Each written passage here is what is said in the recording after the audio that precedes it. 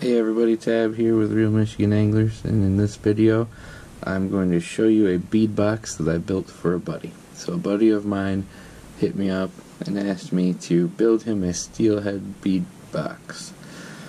He had a few things lying around, some bobbers and split shot and whatnot, and he supplied me with the boxes and I supplied everything else. So we kept this under $700. So you're about to see where a $700 budget can take you for a Steelhead bead box. So I've got the attack box here. The attack box, this is the box to take on the river that has a little bit of everything. I have backup for all those colors here plus additional backup here. So a large part of the budget is just backup beads. So we'll kind of get into that in a minute. But here, the first thing I want to show you, this is the box that has one or two of every color and size bead in the collection. So that's what we got. I've kind of got them organized by chartreuses, pinks, and oranges. There's a little bit of crossover between those. And then this is split shot of a mixed variety, but we've got some bigger like 1 gram and some smaller like half gram sizes and a few other oddball things. Bead pegs.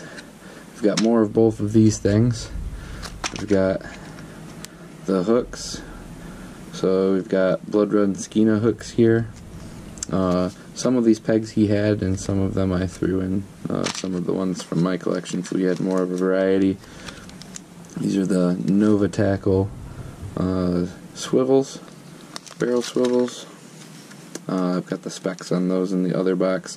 So this is one of the 3 main sizes of hooks that we have, and that's the main box. Now, if you just don't know what to bring, or if you're on a boat, these are the 3 boxes that have everything you need. So this is all of the colors again. So a closer look, we've got 1, 2, 3, 4, 5, 6, 7 different chartreuse variations, and all of these have their time and place depending on time of year, what kind of eggs are in the river at that time of year, how old the eggs are, whether they're degraded or fresh. These are all things that resemble variations of what eggs look like in the river. So this is the orange box. Pretty good looking stuff there, some variety, some more translucent type oranges, some creamier looking oranges. This is very creamy, this one's pretty creamy, this one's a little less opaque. We got some nice variations on orange there. And then the pinks. We've got like straight up pink. We've got 2 different kinds here. This is a pink and then a pink with yellow orangish highlights. Pink and white. These are glow. Pink and peachy. These are a chartreuse but with pink splatter. And then this is kind of a peachy creamy variation on orange. There's a little bit of pink splatter as well as the white in there. So once you hone in on what the fish are eating for the day, you can play around with the variations within your box. You might find that one works even better than the one once you find the right color or the right size, etc. So it's good to have a variation there. So I did include some king salmon beads, which I have here. Just a few of those. 2 different chartreuse colors and this reddish pink and 2 different orange, creamy, yellow type colors. This is some of the stuff that he had that was in this box, so I decided to integrate the king beads into this stuff because This is kind of all-purpose. You could consider this a high water box or the king box, but any of these yarns or these flies are reasonably appropriate for king salmon or cohos or steelhead. The spinning glows were in there. I've never really used those much. So that's that. So that's the beads themselves. And then floats and terminal tackle. Just that, there we go. So we've got the backup bead pegs, both colors there. Split shots are all here. I picked him out the Nova split shots in 3 different sizes. We got the 1 gram, the half gram, the 1.5 gram, and these are the partial leftovers from what I put in the attack box. So as he runs out of those, they can be found here, as well as some water gremlin and some eagle claw. These eagle claw ones are good and easy to find. Most places have these. You just want the kind that don't have tabs on them. Some of these have tabs on them. So you can use those in a pinch, but not ideal.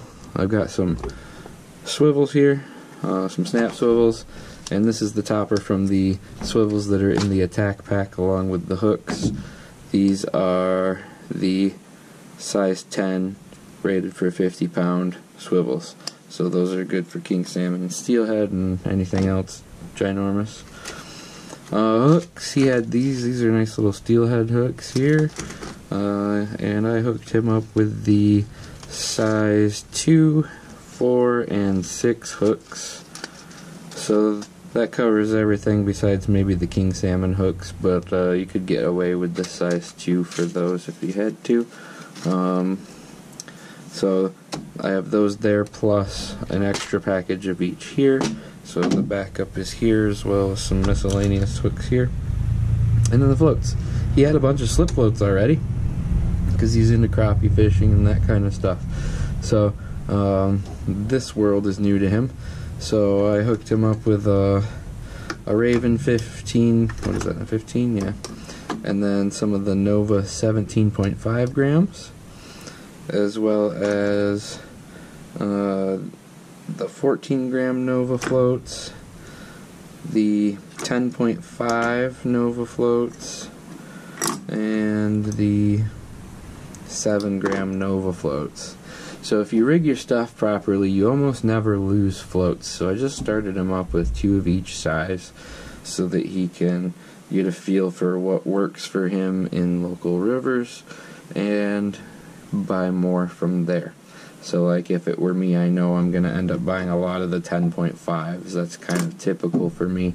But I also like to use slightly oversized bobbers when I'm filming. So I also use a lot of bigger, 11s, 15s. These 17s will look really nice on camera for me. But that's not a thing for him. So just one of each of all the sizes there. And the only other thing we have in here is stuff for the slip floats and stuff for the fixed floats. So I'm going to let him figure out a portable storage solution for his floats, see where he wants to go with that. And then this is our backup for all of the beads that I got. Aside from what's in here, I also threw in some bonus stuff. Some of these just kind of typical beads that I had laying around. Some smaller ones. These are little Mr. Dirk's glass beads. So I just kind of gave him some bonuses there. So we had some 6 mils and some other smaller things. But otherwise, essentially what I did is I bought a bunch of Bloop beads in size 10 and 12. And I don't think I quite got every color in their catalog, but most of the colors. I avoided some for the sake of being able to get a stockpile of backups for everything. So everything that's in here is also in those 3 boxes I showed you, but also in here where it's clearly labeled. So when he's out on the river and he's like, oh, this thing was really the thing, but I lost them all. What are those ones called? So I can order more of those while they're in here, and they're organized by color. So here they are down here under the kamikazes, and that's a repo bait. So that way it's easy to look, be like, okay, that was this size, that's a 12mm kamikaze, I know what to order next time. Apricot drop, that's a favorite of mine. So some of these are new to me. I haven't used all of these. I haven't used these guys yet. The Rovicane, that's new to me. I don't believe I've used these. I think I have these, but I haven't used them. This is another new one to me that I haven't used. This is the mason jar that my buddy Jason designed. And then this is the tallywhacker. Tallywhacker's the bead that I designed for Bloop. So definitely got him some of those. This is one I catch a lot of fish on, the Bloopsy Daisy. It's a chartreuse with white speckles and swirls. That's a really good color in my opinion. I haven't used these, but it's really similar to the one that I designed actually. It's just a bit brighter. So this is going to be a really good high water, dirty water scenario, low light level scenario, along with the butter. It's a really good color for those kinds of conditions, as will be this one. I like those really light, really bright colors for situations like that. Also this kind of a color that's very bright but also accented with white. Those are great for your high water situations. It's good to have some kind of oddball colors that people don't toss just for finicky fish, and then everything in between. So that's what we got. That's how I've chose to storage, or that's what I've chosen for the storage solutions. I will let him fine tune all of that, but he's gonna get this nice beautiful package. This can stay home 90% of the time. That's the biggest box. This is really a backup box that he needs to create another box for. And then these are the portable boxes. If you're going on a trip, this can all go in your backpack. If you're going to leave your backpack behind, this should be everything you need besides your bobbers and your leader line. So that's the setup. That's what we came up with. That's bare bones in terms of split shot and hooks and swivels and bobbers and that kind of stuff, but we really have a really good stockpile of beads here at the price point that we spent. And then just to compare that, this is my bead box. I have no idea how much I have into this. I've got a few colors I need to restock on and a couple new ones I intend to get, as well as a few new ones in here that I'm excited about.